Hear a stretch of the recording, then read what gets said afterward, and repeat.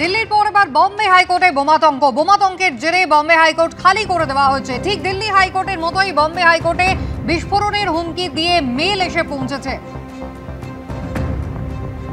দিল্লি হাইকোর্টের পর বম্বে হাইকোর্ট, সেখানেও কিন্তু ইতিমধ্যেই বোমাতঙ্কের মেল এসে পৌঁছেছে আর বোমাতঙ্কের জেরে খালি করে দেওয়া হচ্ছে বম্বে হাইকোর্ট।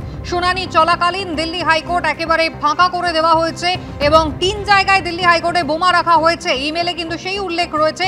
গোটা দিল্লি হাইকোর্ট তাই খালি করিয়ে তল্লাশি চলছে। শুনানি চলছিল আর সেই অবস্থাতেই এজলাস থেকে উঠে যেতে হয়েছে বিচারপতিদের। বোমাতঙ্কের জেরে বাদী বিবাদী দুপক্ষই কিন্তু এজলাস ছেড়ে দিয়েছে।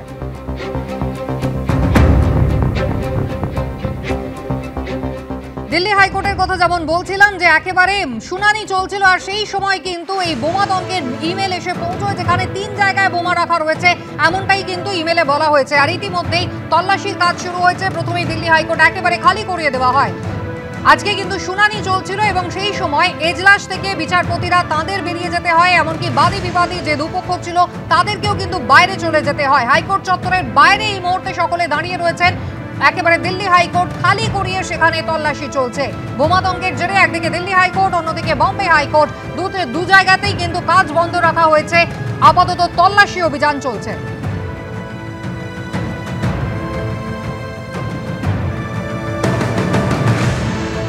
अभी एक कोई मेल सर्कुलेट हुई है जिसमें बतला रहे कि ISI से रिलेटेड कोई बंदा है, फैजल वगैरह कुछ नाम है उसका, करे कि तमिलनाडु से कोई उसकी लिंक है।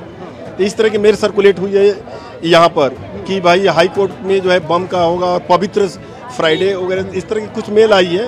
कंटेंट्स उसका भी क्लियर नहीं हो पा रहा है कि क्या है। तो उसके बाद से सारे जज जो है अपना कुर्सी जो छोड़कर चैम्बर में गए हुए, फिर चैम्बर में उनको मैसेज आया। चीफ जस्टिस साहब के साथ उनकी बड़ी इंटेंसिव मीटिंग हो रही है, सारी चीज़ निगरानी हो रही है। प्रशासन भी यहाँ पर है, सारी चीज़ें हैं। पुलिस की गाड़ी आ चुकी है, बैम स्क्वाड की गाड़ी आ गई। सब लोग धीरे धीरे अब लंच का टाइम में निकलते चले जा रहे हैं और फिर हाईकोर्ट बतलाएगी कोर्ट कब रिज्यूम किया जा रहा है। যুব সমাজের গণ অভ্যুত্থানে কার্যত ধসে পড়েছে নেপালের সরকার। পুড়ে ছাই হয়েছে একাধিক সরকারি এবং বেসরকারি সম্পত্তি। নেপালের অ্যাটর্নি জেনারেলের অফিস থেকে শুরু করে ভারত নেপাল সীমান্তের ইমিগ্রেশন অফিস, মাত্র 2-3 দিনের বিক্ষোভের আজ সেসব জায়গায় একেবারে স্পষ্ট ভেঙে চুরমার হয়ে গিয়েছে সবটাই।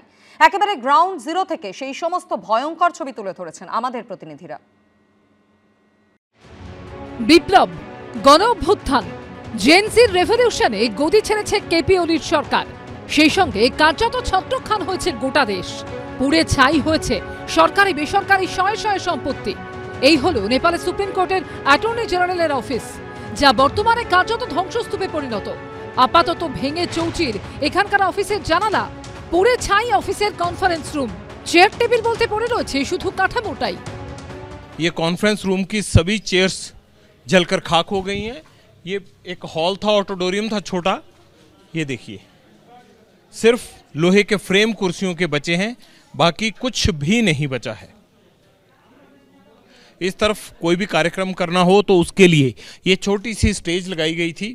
यहाँ पर जब इस ऑडिटोरियम को आग लगाई गई, लगता है कि साउंड प्रूफ दीवारें थी इसकी, क्योंकि इसे आलिशान तरीके से तैयार किया गया होगा। अटॉर्नी जनरल के ऑफिस में इस तरह के कार्यक्रम होते रहते हैं कि कम से कम आपको 50-100 सीट के एक इस तरह के सभागार की ज़रूरत पड़ती है, लेकिन इसमें लगी आग ने सब कुछ तबाह करके रख दिया है। ग्राउंड फ्लोर का ज़्यादा नुकसान हुआ है। अंडरग्राउंड में जो हमारा गाड़ी रखे हैं वहाँ से 2-3 गाड़ी तो पूरे जल चुके हैं। ऊपर पूरे ऑफिस रूम में सब में जो कंप्यूटर है, जो डेस्कटॉप है, वो सब ले गए हैं। वो लोग सब नष्ट कर दिए हैं। उनमें से ऐसा है कि लगता है कि कोई प्री प्लान है। जो सीपीयू में ड्राइव होता है, हार्ड ड्राइव, वो नहीं है। নেপাল সীমান্ত পেরোলেই ইমিগ্রেশন অফিস। গত কয়েকদিনে ঠিক কি পরিমাণে তাণ্ডব চলেছে গোটা নেপাল জুড়ে তার ছোট্ট নিদর্শন এই ইমিগ্রেশন অফিস, যা ইতিমধ্যেই কার্যত ছত্রখান। পরশুদিন প্রথমে এই সেন্টার ভাঙচুর করা হয় এবং এখন আমরা দেখতে পাচ্ছি এখানে সমস্ত কাগজপত্র সেগুলো সব কিন্তু ছড়িয়ে ছিটিয়ে পড়ে রয়েছে। অভিবাসন অফিস থেকে একটু এগোলেই কাকরভিটা স্বাস্থ্য কেন্দ্র, তাণ্ডব চলেছে এখানেও। এই হেলথ ডেস্কেও কিন্তু একেবারে ভাঙচুর চালানো হয়েছে। আমরা দেখতে পাচ্ছি সমস্ত কিছু ভেঙে একেবারে গুড়িয়ে দেওয়া হয়েছে। গত 2 দিন ধরে এখানকার সমস্ত কাগজপত্র সব এখানে এইভাবে ছন্নছাড়া হয়ে পড়ে রয়েছে। খুবই খারাপ অবস্থা এবং গোটা নেপাল জুড়ে কি তাণ্ডব লীলা চলেছে এই ছবি কিন্তু তার স্পষ্ট প্রমাণ। সরকারি সম্পত্তির পাশাপাশি ব্যাপকভাবে ক্ষতিগ্রস্ত হয়েছে বেসরকারি সম্পত্তিরও।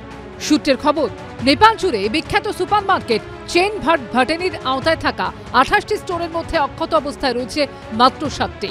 দেদানে চলেছে লুটপাট, যার জেরে কাজ হারিয়েছেন হাজার হাজার মানুষ। সব মিলিয়ে কোটি কোটি টাকার সম্পত্তি ধ্বংস। ফের কবে ঘুরে দাঁড়াতে পারবে প্রতিবেশী রাষ্ট্র? উজ্জ্বল মুখোপাধ্যায় রিপোর্ট, এবিপি আনন্দ, নেপাল। আলিপুর চিড়িয়াখানায় 2 বাঘিনীর মৃত্যু ঘিরে রহস্য তৈরি হয়েছে। পরপর দুদিনে মৃত্যু হয়েছে 2 বাঘিনীর। ময়নাতদন্তের জন্য 3 জন পশু চিকিৎসকের বিশেষ দল গঠন করা হয়েছে। তৈরি করা হয়েছে তদন্ত কমিটিও। মাত্র 24 ঘন্টার ব্যবধান, পরপর দুদিনে দুটি বাঘিনীর মৃত্যু হলো আলিপুর চিড়িয়াখানায়। মৃত্যুর কারণ নিয়ে তৈরি হচ্ছে ধোঁয়াশা। সামনেই পুজো পেরোলেই শীতের মরশুম। ভিড় উপচে পড়বে চিড়িয়াখানায়, কিন্তু আর দেখতে পাওয়া যাবে না রূপা ও পায়েলকে। সোমবার দিন ও মঙ্গলবার দিন পরপর আলিপুর চিড়িয়াখানায় সাদা বাঘ রূপা এবং ডোরা কাটা বাঘ পায়েলের মৃত্যুর ঘটনা ঘটে। পায়েল খানা হচ্ছে 2005 সালে উড়িষ্যা থেকে, অন্যদিকে রূপার জন্ম হয় আলিপুর চিড়িয়াখানাতে। সাদা বাঘ অনির্বাণ এবং কৃষ্ণার সন্তান ছিল রূপা। রূপার বয়স হয়েছিল 21 বছর, পায়েলের বয়স হয়েছিল 17 বছর। বাঘিনীদের মৃত্যুর কারণ খতিয়ে দেখতে গঠন করা হয়েছে তদন্ত কমিটি। দুটোই আমি সঙ্গে সঙ্গে আমাকে রিপোর্ট দেওয়া হয়েছে, তো দুটোই বয়সজনিত কারণে হচ্ছে। তবু আমি ভালো করে তদন্ত করে রিপোর্ট দিতে বলেছি। প্রত্যেকে ভালো করে আবার রিপোর্ট চেয়েছি আমি। এটা যদি জঙ্গলের বাঘ হতো তাদের মধ্যে ইনফাইটিং এ মারা গেছে ধারণা করা যেত, কিন্তু যেহেতু এটা খাঁচার বাঘ, একটা খাঁচায় জন্মেছিল, একটা বাইরের থেকে, তাও বহুদিন হয়ে গেছে, এরা অভ্যস্ত হয়ে গেছে চিড়িয়াখানার পরিবেশে। বনের বাঘ খুব বেশি হলে 17 পর্যন্ত বাঁচে। চিড়িয়াখানার বাঘ 20 বছর 22 বছর বাঁচা কোনো অস্বাভাবিক কিছু না। আমার যা ধারণা, সম্ভবত যে এটার স্বাভাবিক মৃত্যু। ঘটনা জানাজানি হতেই চিড়িয়াখানার সামনে বিক্ষোভ দেখাতে চায় কংগ্রেস। কর্তৃপক্ষের কেউ না থাকায় নিরাপত্তা কর্মীদের সঙ্গে বাদানুবাদে জড়িয়ে পড়েন কংগ্রেসের নেতাকর্মীরা। বাঘের যে পর্যাপ্ত পরিমাণের খাদ্য, সুরক্ষা, মেডিকেল এডের ব্যবস্থা, এগুলো যে প্রয়োজন লাগে এই কর্তৃপক্ষ জানে না। আমরা রাজ্য সরকার, বন দপ্তরের কাছে অনুরোধ করব যে আপনারা সবাইকে ডাকুন এখানে। এটা সকলের জু। এই চিড়িয়াখানায় ডাইরেক্টর এত বড় ঘটনা, দুটো বাঘ মারা গেল, তার জন্য তার এখানে অনেক আগে উপস্থিত এসে বিষয়টা দেখা উচিত ছিল, কিন্তু করলেন না। কেন করলেন না, কি কারণ, আমরা এগুলো জানতে চাইছি। কিছুদিন আগেই অভিযোগ ওঠে মাত্র 1 বছরেই আলিপুর চিড়িয়াখানা থেকে নাকি গায়েব হয়েছে 321টি প্রাণী। এই নিয়ে কলকাতা হাইকোর্টে মামলাও দায়ের করে একটি স্বেচ্ছাসেবী সংস্থা। এবার 2 বাঘিনীর মৃত্যুতে ফের বিতর্ক তৈরি হলো।